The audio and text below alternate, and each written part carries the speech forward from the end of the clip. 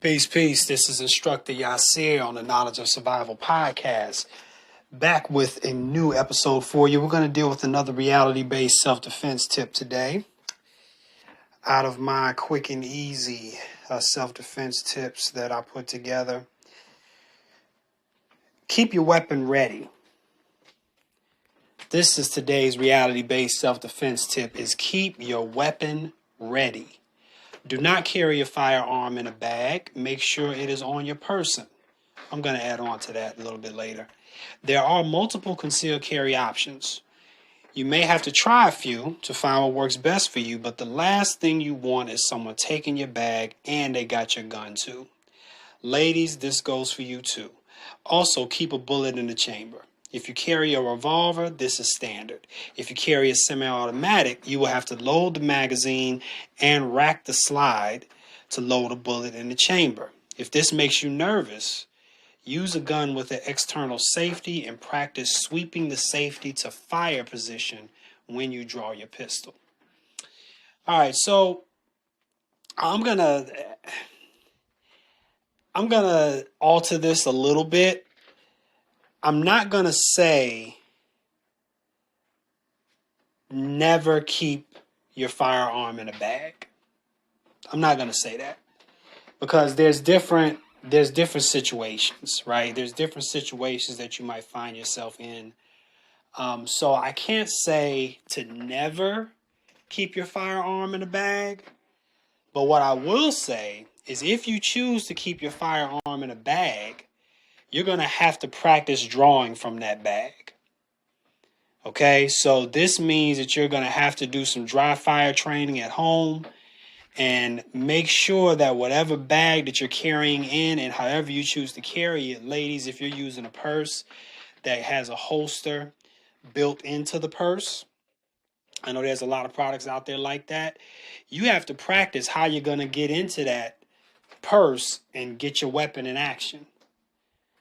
How are you carrying your purse? Are you carrying it? Most women carry their purse, kind of hanging on the side like a satchel type of situation. So you have to practice swinging that purse around, or because you're basically going to be in like a cross draw type of position, or a drawing method is going to be like cross draw. So you have to practice getting in that. Then you got to unzip the bag too. Maybe, potentially. Depending on, I don't know. So it's a lot of different variables. I'm definitely not going to be trying to unzip a bag and going in to get, that's too much to me. So, I think if you're going to be carrying a pistol or your firearm in a bag, you got to be able to get to it quickly. And the only way you're going to be able to do that is if you're practicing. When in doubt, train. That's what I always say, right? So you're going to have to work that, on a regular basis.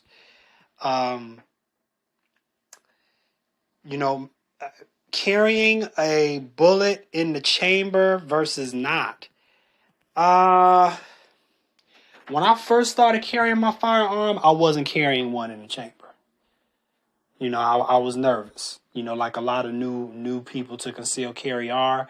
I was nervous about carrying a bullet in the chamber. Now I'm always carrying one in the head. I'm always carrying a bullet in the chamber so that it's ready to go. And now, depending on what gun I carry, I might carry it without the safety. My Smith & Wesson Shield Plus, that's my normal EDC. With that one, that actually has an external safety on it, which I like having that option, especially for safety at home. But when I'm carrying it, I usually cut that safety off and it's ready to go. So I'm basically carrying it like a Glock, right? I just got, I'm relying on the built-in trigger safety and number one, trigger discipline, keeping my finger out the trigger guard until I'm ready to fire. So that's what I'm relying on with my Smith & Wesson normally, and I'm carrying it like it doesn't have a safety. But I like having the external safety because I do activate it sometimes when I have the gun at home. Now, if I'm carrying my SAR 9, which I sometimes carry depending on what I'm doing, That one has an external safety as well, and that one I carry with the safety on. The reason why is because it's got a nice external safety that's very tactile. It's easy for me to sweep it when I'm drawing and get it into action. So again, it's all a matter of training. Um, I mean, the semi-automatic firearms they're making today, they're pretty reliable. I really don't think of I really can't think of any semi-automatic firearm that's made it to market there where you have to worry about the gun accidentally going off.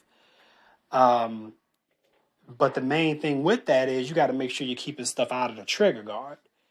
So a lot of one of my episodes when I talked about cops versus criminals, we talked about how the studies have shown that most criminals, they don't use holsters.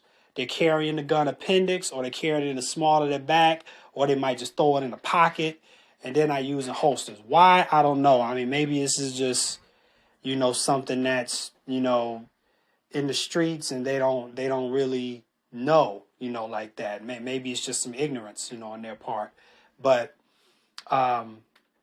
that's how you open yourself up to unintentional discharges, right? Is when you not using a holster, carrying your pistol haphazardly, and stuff is getting in the trigger guard and accidentally making that trigger fire off. So if you're using a decent quality holster that's keeping stuff out of that trigger guard, you're going to be pretty good as far as stopping accidental discharges. But so again, and then the time factor too. You get into a situation where you feel like you have to draw your weapon. I mean, it's seconds. It is seconds, and your brain is not normal. Okay? If you feel like you got to draw your gun, your brain is not normal. You have entered into a different space, and those fine motor skills that come along with, racking a bullet into the slide, removing a safety, all these different things, you may have some trouble with that unless you're training with this on a regular basis. See, many of these things can be overcome by regular training.